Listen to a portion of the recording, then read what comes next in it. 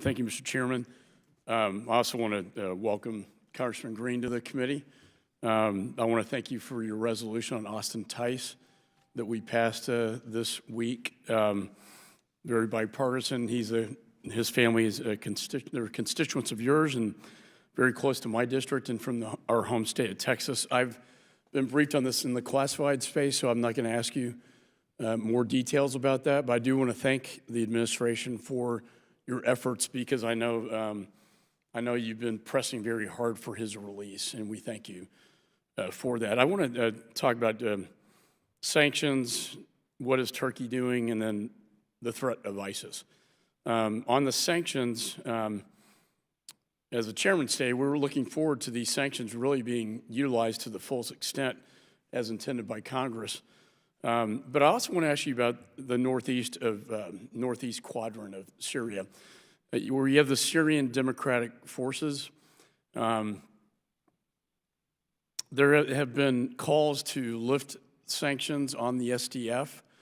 I don't know how you could do that because it's all within the same country. Can you speak to the wisdom of, and if we can't do that, how can we help the SDF? They seem to be somewhat successful in bringing all these pockets of different ethnic backgrounds together under one sort of democracy that actually seems to be working and is obviously in loyal opposition to Assad. Thank you, Congressman. Well, first observation I'd make is that we understand in implementing the Caesar Act that this committee generated that the focus of the Caesar Act is to be squarely on the Assad regime and its enablers.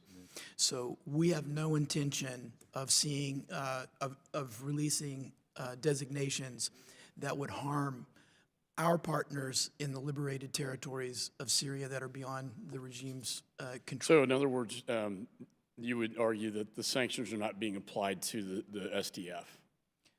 That's correct. So, I mean, okay. And maybe we can follow up on this when I have more time to talk to you.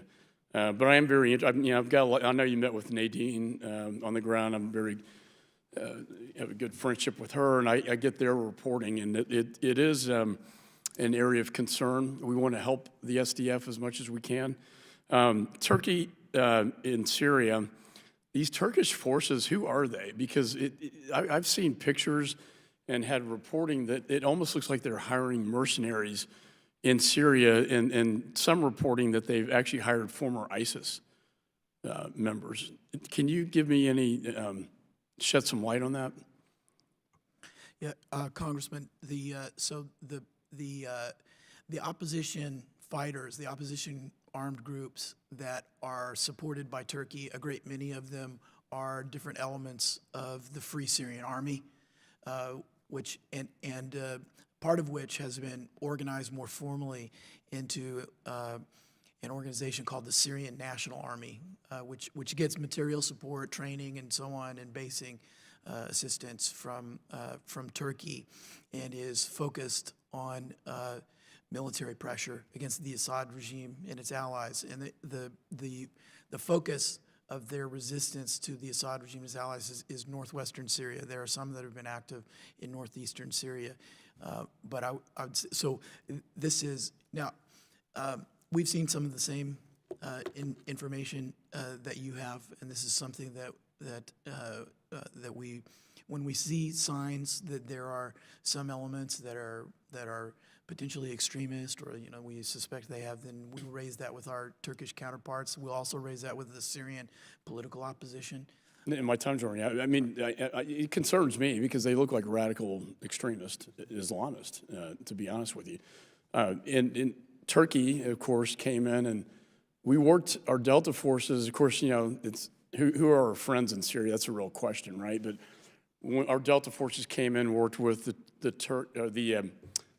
Kurds to crush ISIS. That's how we defeated ISIS in Syria. And then to see Turkey go in and I know the PKK has been designated a terrorist organization, they're within that, but to see Turkey come in and crush the very forces that we worked with to defeat ISIS is disturbing as well.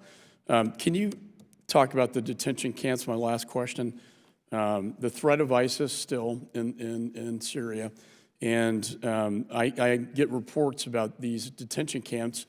They're releasing, ISIS members.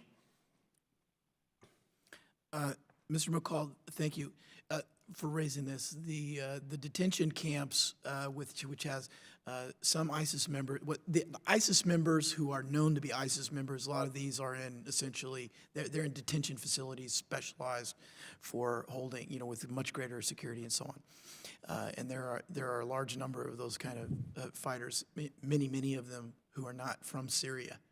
They're from all over the world, from the Arab world, from Europe, from the Caucasus, Central Asia, and so on. That's a big problem.